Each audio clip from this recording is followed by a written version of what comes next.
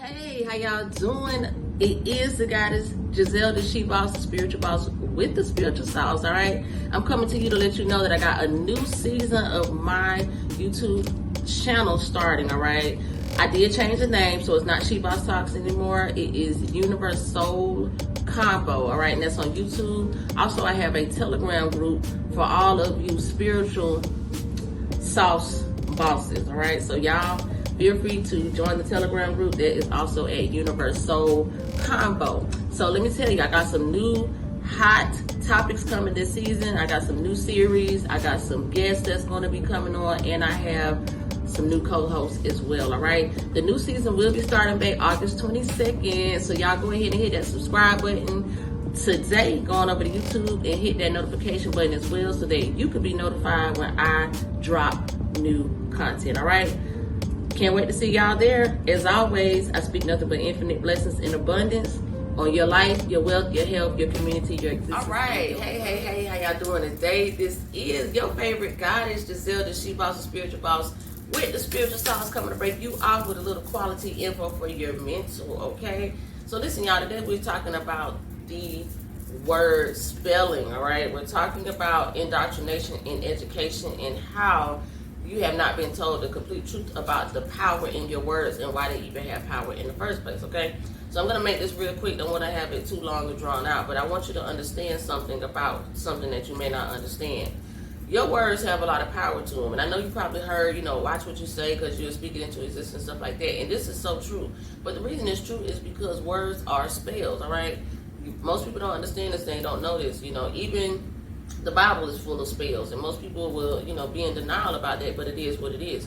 That's why, if you ever notice, even light workers and dark workers, they refer to the Bible for I want to say spells or spiritual power behind things that they tell you to do, use, say, or write down, or whatever the case is. All right, a lot of them reference scriptures out of the Bible. Now, that is not relevant to the education, but I wanted to explain to you why spelling is something that's one of the first things you learn when you're in school. So the word, if you listen to the word, this is a word that they use against you and you don't understand that. Spelling is actually spelling. That means to cast spells, all right? So when you're speaking words that you have been told is the English language, you're actually spelling, you're actually casting spells, you're speaking spells out into the universe. So that is why it's very important for you to be mindful of what you say and even how you think before the thoughts come out, because the thoughts start in your mind first and then you express them through words that come out of your mouth, all right? So you just want to be mindful of even how you think, your perspective on things, your outlook and stuff like that before you even speak things into existence, all right? One of the reasons why this is the first thing they teach you is because you are expected to understand that words have a certain meaning. Now, a lot of the words that we use in the English language did not originate in the English language, and most people are not aware of this, okay? But it doesn't matter if you take a word from another language and tell somebody else it means this. The word still has the same original meaning. So, for instance, if you ever notice a lot of people that are spiritual, they might use words like grand rising, grand greetings, because, depending on what time of day it is, it might not be the rising, or something like that. And the reason I chose to stop using the word good morning, because I realized that the word morning is just like the word mourning, which is what you do when someone dies, okay? So you want to understand that you don't want to speak death and you don't want to speak negative vibrations and energy on your day. A lot of times when people say good morning, they're not really feeling it. They're just saying it out of repetition, or they're saying it out of habit, because we're told that this is something that you say to people in the earlier part of the day, all right? So other words could have other meanings too. I've never looked at the word night, but if you look it up, I'm sure it has some other kind of, backstory to how it even originated and things like that. So we have to be very, very careful about the words that we speak and how we use them, especially if you're someone who is becoming enlightened, you're going through an awakening, or you're becoming a powerful manifester. You definitely want to be mindful of how you speak and think. This is why I always try to keep a positive mindset and an optimistic mindset about things that I do and say, because I know that I'm a powerful manifester, and things that I speak, things that I think, and things that I work on, I put my energy to and my focus on, they actually tend to manifest themselves in real life, okay? So spelling, like I said, is something that they teach you. It's the first thing they teach you in school, and it's because you are not aware of what these words really mean. This is the difference between education and indoctrination. Indoctrination is like saying, here, this is what this is. I'm telling you what it means. There's no question about it. Don't ask me. Just believe it. All right? That's what indoctrination is. It's kind of like how they do in religious texts. You know, they teach you something and then they tell you this is what it means. Now, you are more than willing, you are more than able to take it yourself, read it yourself, come to your own understanding, and come to come into your own knowledge and enlightenment about these things. A lot of times, if you are the type of person to read and look up things on your own and kind of really do your studying, your mind will allow you to think freely, all right? So you won't be boxed in and you won't be contained and you won't be closed-minded into things that, present themselves as a question in your mind. When I have questions about things that don't make sense to me or they're not adding up, I never just believe it. You know, I always want to look into it and do my research. And so when you have somebody that you speak to and you're trying to explain something to them, or you have a different view of opinion about something that they feel like they know for sure, or they've been taught by someone else who probably doesn't know any better either, a lot of times if you get somebody that immediately shuts it down and say, oh no, that's not true, or no, you're wrong, that's how you know you're dealing with somebody that indoctrination has really worked on. You know what I'm saying? Because someone who's a free thinker or someone who's open-minded won't be opposed to opposing opinions about whatever the topic is. All right, I get a lot of people upset about things I say because they don't agree with it. But my thing is, I don't care, because I'm not trying to change your mind. I'm just trying to make you think. Think about what it is that you believe in and why you believe in it. Think about what you understand and why you understand it. Think about what you was taught and why you was taught it and who it was taught by. When you understand that, you know, there's a system in place to keep you inside of it and keep you controlled, then you start to understand why a lot of these things have even been going on for so long in the first place. Because it's been working for the people who set the structure up, all right? But who it hasn't been working for is the people that's inside the structure that are enslaved to the indoctrination of the system, all right? So I just want to see here. Now listen up. I am gonna get straight to the point. But hold up for a second if you don't mind, while I am rolling up my CBD joints. All right, y'all, so listen.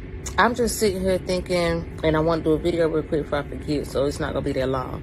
But I was just thinking about, like, okay, so I don't know if y'all ever heard me talking about the fact that, you know, these churches are soul harvesting portals for people to be able to harvest their soul energy, because, you know, it's a lot of energy and souls being held in the church at one time, or congregating in the church at one time, I guess you could say.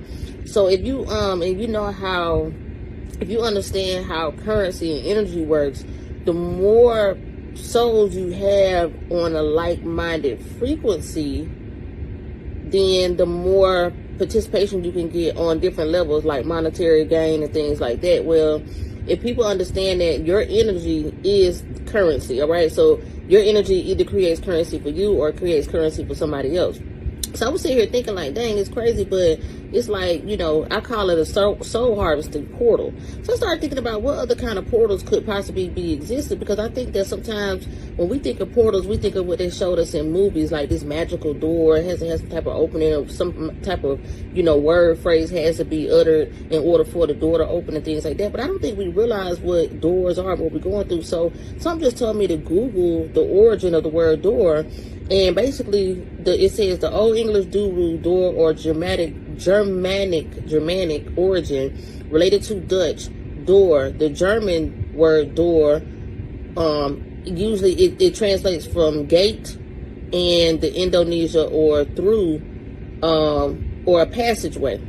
So when I started thinking about that, I started thinking about what else could possibly be a portal. Well, for those of you who don't know, I've been to prison twice. And I always tell people like how prison is a whole nother world. It just seemed like I was in a whole nother time and space. And now it's all starting to make sense to me about why prison seemed like that. I heard that, you know what I'm saying, when you're one of the chosen ones, they can't kill you, they can only lock you up. So now I understand why I was incarcerated for a majority of the earlier part of my adulthood. They tried to stop me, they tried to keep me down, but see, they can't stop me. And now it's at this point in time where we're rising up, we're gaining our power, and we're having a collective awakening in the world. So those of you all who feel like, you know, you're becoming something else, or you're becoming your true self and your identity, stick with it. Be careful about the doors that you walk through, because it might be a portal that's harvesting your energy. And that's another reason why when you go to different cities, they have different energies and the different vibes and different things that feel differently, because these cities are set up on different electric connections and under gateways up under the ground that we're not aware of. All right, so that's what I just want y'all to know. And for more tips and tricks and hacks like this, keep watching me. All right, goddesses, how are y'all doing today? Grand greetings. Hope everyone is okay out there. This is your girl Giselle, the She Boss, the spiritual boss with the spiritual sauce. All right, I got something for you all you goddesses out there today, man. How y'all doing? Just a few words of motivation and encouragement for you. All right, so listen, I just want to remind you all that you do not have to go so hard that you forget to pay attention to yourself. You forget to take a break and treat yourself. All right.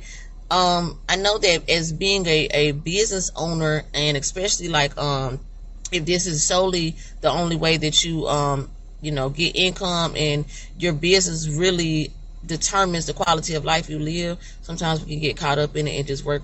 I know I do.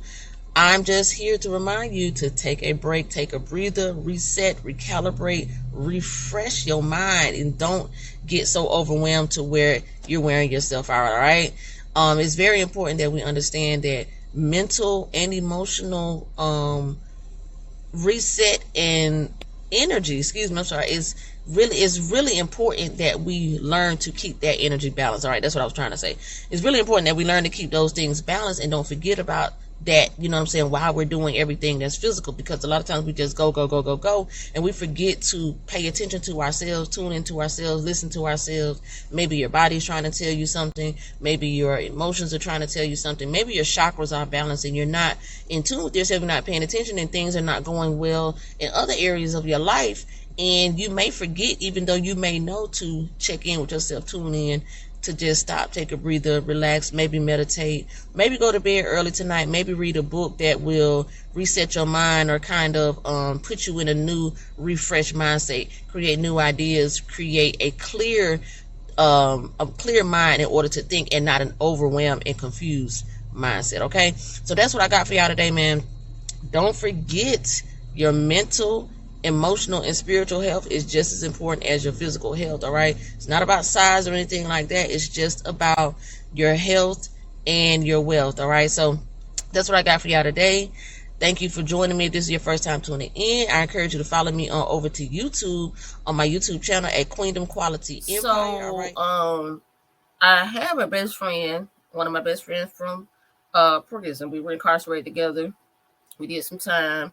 We used to work in the kitchen, on my kitchen detail. So it's my best bud. We've been home over 5 years. So I'm so just thankful that I was able to meet this awesome spirit of a person and be able to keep the connection strong beyond the gates. All right. So my friend called me the other day. We were talking. We normally talk about once a week or so, sometimes every few weeks. But she asked me how I was feeling, and I told her that I was feeling depressed. And so, she was like, "What and I get that a lot. Like, if I tell somebody I'm depressed, they be like, what? Like, you depressed." So I want to explain, for lack of better words or terminology, I use depressed, but I wouldn't dare label it depression. Speaking from a spiritual standpoint, the only reason I'm using the terminology depressed is because it's easy for people to relate it. It's a relatable term, you know what I'm saying, that I can use to explain the spiritual aspect of it, or what it really is in the spirituality world. All right. So I told my friends, like, yeah, I actually get depressed at least about once a month. All right. So I don't know if anybody else experiences this, but especially when you're when you recognize you're a spiritual being having a human experience, you can start to understand how a lot of this is it's a lot of smoke and mirrors behind the lies and indoctrination that we've been told. All right. So the reason that the medical field uses that term is because it will cause you to usually react a certain way. All right. And when you a lot of times people have medical degrees, people that go to see them, they just automatically assume that they know what they're talking about, as if these people do not have textbook knowledge. And really, when you're in schools and you're learning stuff, you're more so learning theory. You know what I'm saying? You're not learning application. You're not learning the actual action behind it. That part you won't ever learn or get down pat until you actually put it to use, or do the trial and errors on the things that you learn. All right. So this is like one of those things where word magic comes into play, and your ability or your willingness, excuse me, for lack of better words, your willingness to accept what labels have been put on you. This is what actually helps the depression to become real and manifest in your mind. All right. Because whether people realize it or not, you're always manifesting things. All right. Because the mind works to create your reality. Now, I always get this question. People say, well, what about someone who, gets raped or gets murdered? Did they ask for that to happen? Did they cause for that to happen? So you have to understand that this is not a one incident type of situation where, you think a thought and then next thing you know, you have an automatic reaction. It's more so your frequencies and your vibrational levels that attract certain situations to you. All right. So you may have some shadow work that needs to be done. We call it shadow work in the spiritual realm, but in the physical realm, or just for layman's terms, you would call it personal development. So you're not focusing on personal development and the things that are spiritually in the spiritual side of you, so to speak. It's kind of like your spirituality is a slave to your physical existence. All right. Because you're suppressing it, you're causing it to be oppressed, and due to suppression and oppression, that equals the result of depression. See right? here. Now listen up. So I am gonna get straight to the point. But hold up for a second if you don't mind.